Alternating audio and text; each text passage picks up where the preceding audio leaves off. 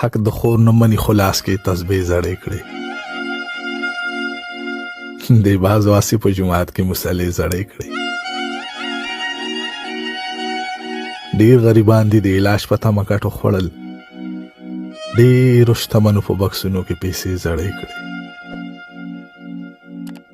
څه زموږ خپله بېوسي او څه د یار غمونه. د وخت څپېړو مو بې وخته مشاهدې زړې کړې. چېرته سبهارنه غوښتنه د خپل حقونو کړي. دلته یو شیخ د خپلې خویندې په دې زړې کړي. خاطره دومره د غربت غېږ کې مې ژوند کړی دی. ماله به راغلی چې د خان زوی به جامې زړې کړي.